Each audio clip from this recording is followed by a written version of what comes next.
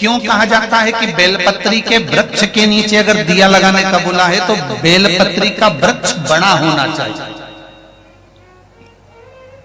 छोटा सा बेलपत्री का वृक्ष और उसके नीचे तुम दिया लगा रहे हो तो उसकी छांव तुम्हारे ऊपर नहीं आएगी क्या?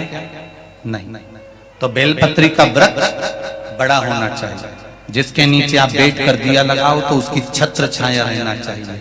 क्यों कहते हैं कि पंडाल में बैठकर जहां मौका मिल जाए, जहां जगह मिल जाए, पंडाल के भीतर बैठकर शिव महापुराण की कथा सुनना चाहिए। उसका कारण क्या है कि जो पंडाल बनता है वो शंकर भगवान की इस पोथी के ऊपर से चालू होता उससे जुड़ता 1 2 3 4 पीछे 5 साइड में 6 ऐसे बढ़ते जाए। जब एक दूसरे से जुड़ा होता है तो इसकी छत्र छाया अंत तक पड़ी रहती है, जहां तक आप बैठे। वो तो भीड़ बढ़ जाती है तो लोगों को, अब जैसे आज भी अपार भीड़ होने के कारण लोग भयंकर खड़े हुए हैं, उधर भी इधर भी और पीछे भी। पर फिर भी हम तो कहेंगे अगर कहीं मौका मिले, आपको जगह मिल जाए तो बैठने का भी प्रयास करना।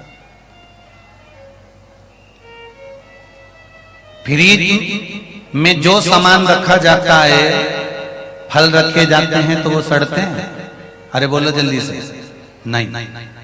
फ्रिज में दूध रख दोगे तो फटेगा। अरे पीछे वाले भी बोलो रे, नहीं। फ्रिज में सब्जी रख दोगी वो सड़ेगी? नहीं। फ्रिज में अगर तुमने सामान रखा है तो वो खराब नहीं होता। उसी तरह कथा सुनने जाओ तो पंडाल के अंदर बैठो, क्योंकि ये वो फ्रिज है जिसमें एक बार कोई पहुंच जाता है तो संसार में सड़ता नहीं।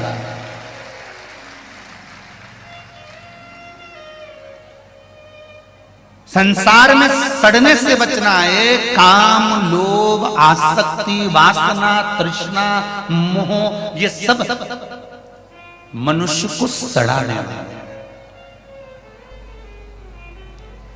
इससे परे होना है हमको। इसलिए सत्संग में जाकर बैठने का प्रयास करा करो, प्रयास करो।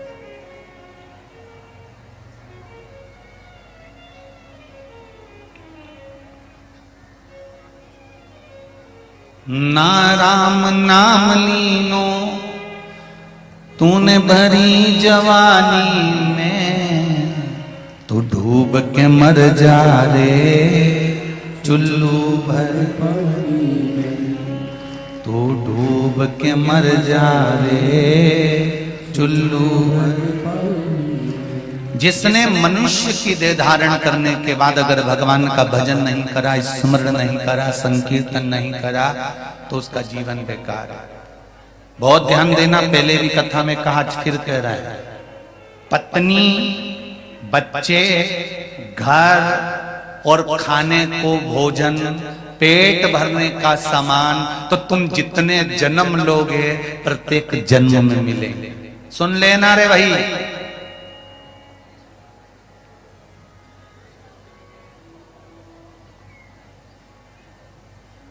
84 लाख योनियों में जितने तुम्हारे जन्म होंगे, प्रत्येक जन्म में तुम्हारी पत्नी भी होगी, तुम्हारा पति भी होगा, प्रत्येक जन्म में तुम्हारे बच्चे भी होंगे, प्रत्येक जन्म में तुम्हें भोजन भी मिलेगा, प्रत्येक जन्म में तुम्हें रहने के लिए पृथ्वी मिलेगी, घर भी मिलेगा।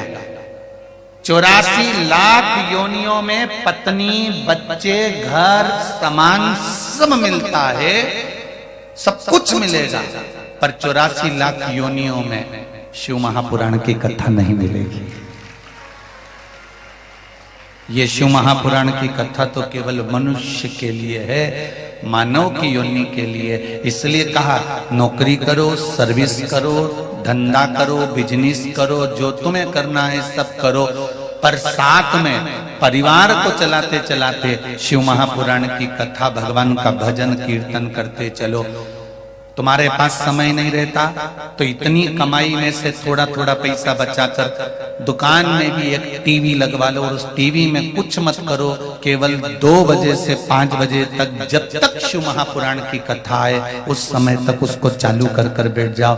भले तुम ग्राहकी करो, भले तुम सारा काम करो, पर एक बात याद रखना, एक शब्द भी अगर कान में चले गया तो हो सकता है कि जिंदगी संवर जाए। थोड़ा सा ले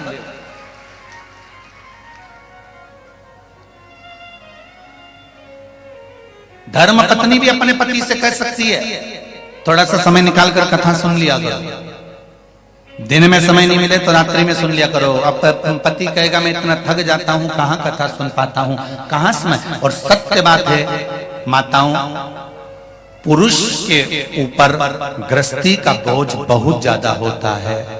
आपको लगता होगा कि बस दुकान पर जाकर बैठ गए या नौकरी करने पहुंच गए, बस सवेरे से जाते हैं, जूते मूते पहने, बढ़िया टाई फाई लगाई और खूब जोरदार सब खा पी के नाश्ता वास्ता कर कर और पहुंच गए अपनी नौकरी पर। शाम को आए और आराम से बस बैठ गए और खाया पिया सो गए। पर ये नहीं है। एक व्यक्ति चाहे नौकरी कर रहा हो, चाहे बिजनेस कर रहा हो, एक पुरुष हो चाहे स्त्री हो, उसके ऊपर गृहस्थी का जब बोझ होता है ना भाई, तो वो ही जान सकता है कि उसके ऊपर कितना बोझ है।